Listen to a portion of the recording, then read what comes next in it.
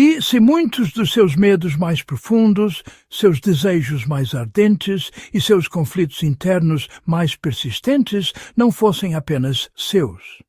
E se, em vez de serem puramente pessoais, eles fossem ecos de padrões universais, de arquétipos ancestrais agindo através de você?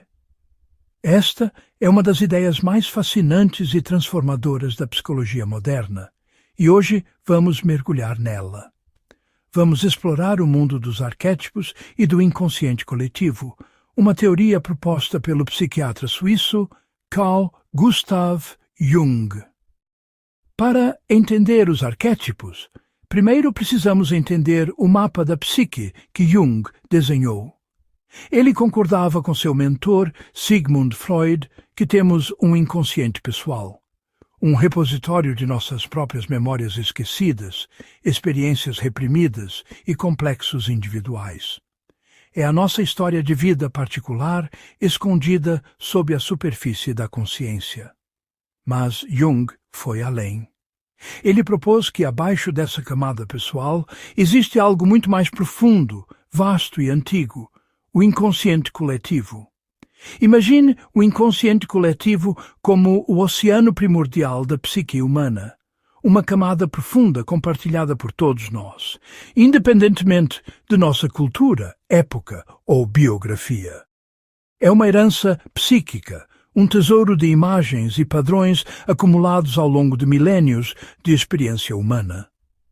Não contém memórias pessoais, mas sim as formas fundamentais da imaginação e da percepção humanas. E é neste oceano profundo que vivem os arquétipos. Então, o que são exatamente os arquétipos? Eles não são ideias ou imagens prontas. Pense neles como moldes vazios, como o leito seco de um rio. São padrões universais de experiência, predisposições inatas para perceber, sentir e reagir ao mundo de certas maneiras. O rio da nossa vida pessoal flui por esses leitos arquetípicos, preenchendo-os com os detalhes da nossa cultura e da nossa história individual. É por isso que encontramos temas recorrentes em mitos, contos de fadas, religiões e sonhos de todas as culturas.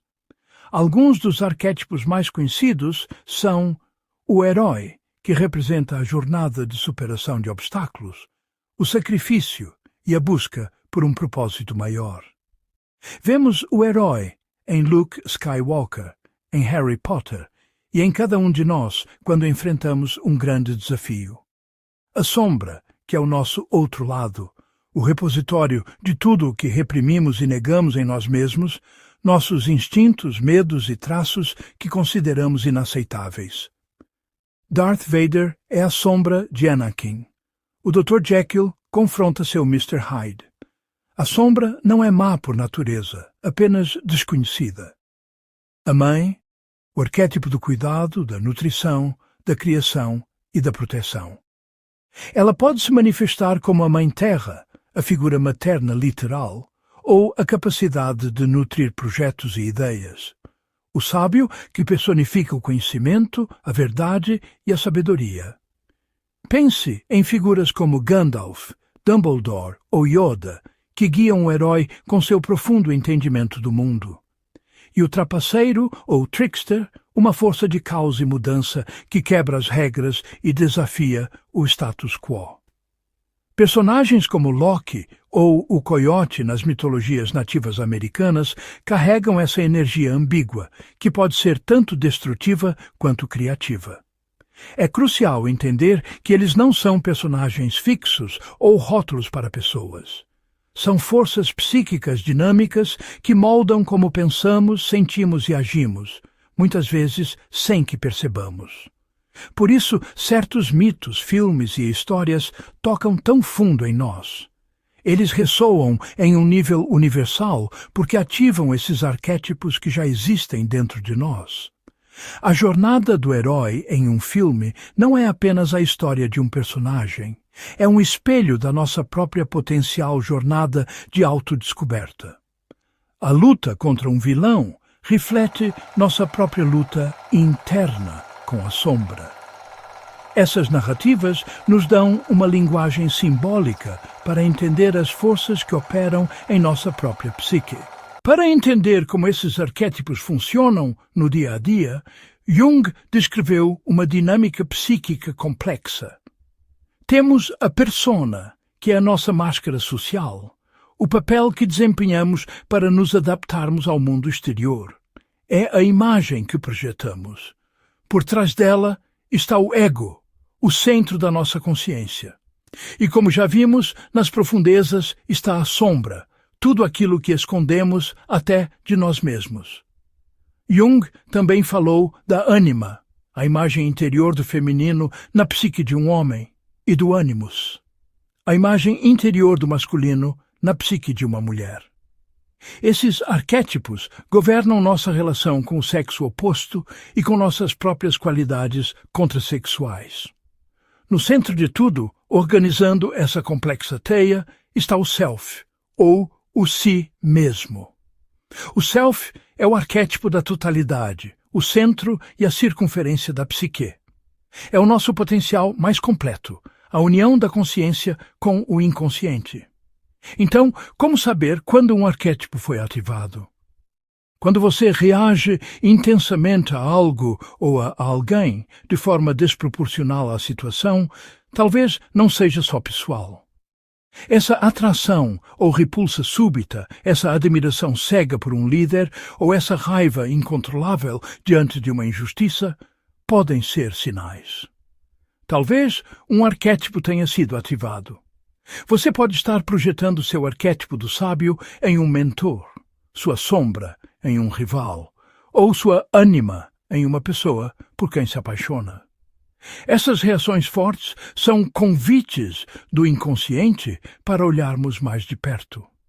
Para Jung, o objetivo do desenvolvimento psicológico, o processo que ele chamou de individuação, não é eliminar os arquétipos, mas torná-los conscientes. É um processo de trazer à luz o que está na escuridão. Como podemos fazer isso? A autoobservação é o primeiro passo. Preste atenção às suas reações emocionais, aos seus padrões de comportamento e às pessoas e situações que o fascinam ou irritam. Manter um diário pode ser uma ferramenta poderosa para registrar esses padrões e reflexões. A análise dos sonhos é outra via régia para o inconsciente, pois os arquétipos frequentemente se manifestam em nossas narrativas noturnas.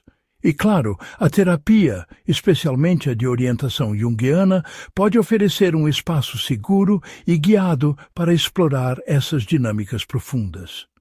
É importante abordar este conhecimento com cuidado e ética. Os arquétipos não são rótulos para encaixotar pessoas. Dizer que alguém é o herói ou é a sombra é uma simplificação perigosa que ignora a complexidade do indivíduo. Somos todos um mosaico de potenciais arquetípicos. A teoria também não deve ser usada como uma forma de determinismo. Reconhecer a influência de um arquétipo não significa que estamos fadados a agir de uma certa maneira. Pelo contrário, a consciência nos dá a liberdade de escolher como nos relacionar com essas energias. Quando você reconhece essas forças internas, quando começa a dialogar com sua sombra em vez de projetá-la, quando entende a jornada do herói em sua própria vida, você deixa de ser governado por elas e passa a dialogar com a própria psique de forma mais íntegra e consciente. Você começa a retirar suas projeções do mundo e a assumir a responsabilidade por sua totalidade interior. Conhecer os arquétipos, portanto, é muito mais do que um exercício intelectual. É aprender a ler os símbolos da sua própria vida. É conhecer a linguagem profunda da alma humana, uma linguagem que nos conecta não apenas a nós mesmos, mas a toda a humanidade. E talvez seja aí, nesse diálogo honesto com as forças que nos habitam, que começa a verdadeira integração interior.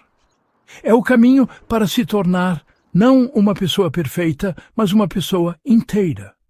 Um indivíduo único, consciente de sua luz e de sua sombra, e conectado à vasta herança da experiência humana.